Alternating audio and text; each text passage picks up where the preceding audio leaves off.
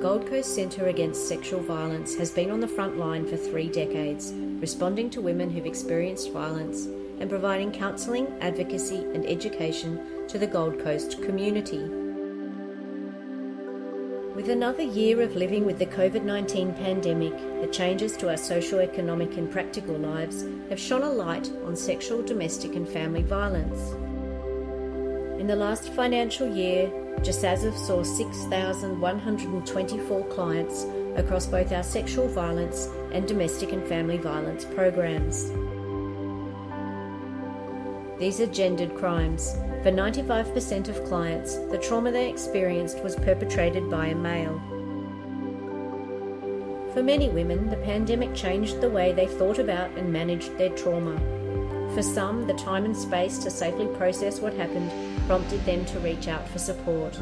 And yet for others, the loss of their usual coping strategies and the feelings of isolation and helplessness led to seeking support.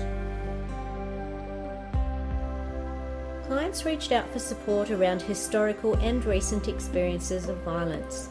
Approximately 50% of new clients had experienced violence in the last 12 months, and of those, 22% had an experience of violence as recently as 7 days before their intake.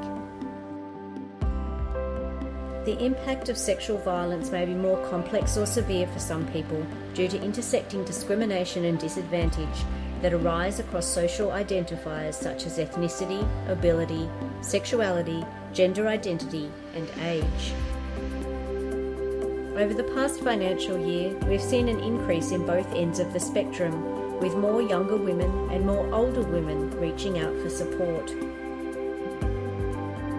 We have also had an increase in the number of clients from culturally and linguistically diverse backgrounds.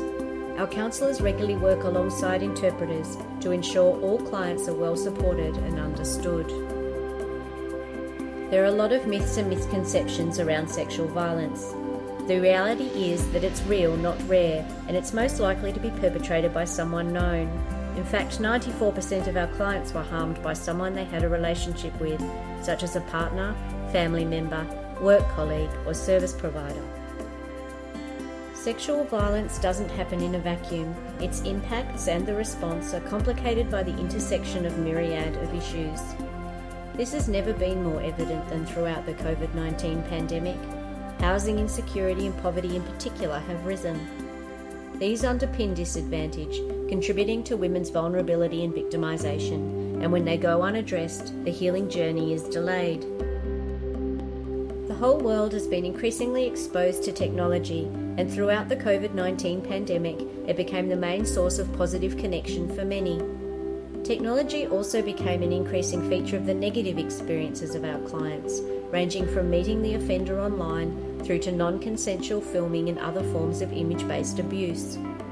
There's also been an increase in the intensity and forms of violence, with a rise in presentations involving strangulation, stalking, and multiple offenders. A positive change throughout the COVID-19 pandemic and evidence of the continued advocacy of GCCASV has been the increase in clients pursuing a justice pathway.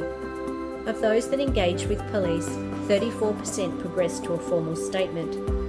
Throughout the year, staff have worked closely with police in the South East region to improve access to justice for clients through consultation, collaboration, education and training.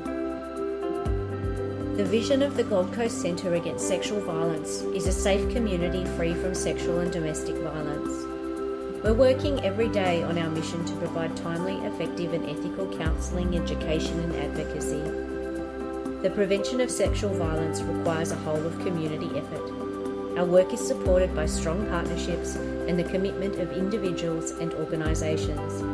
We look forward to working together and strengthening these relationships in the 2021-2022 financial year.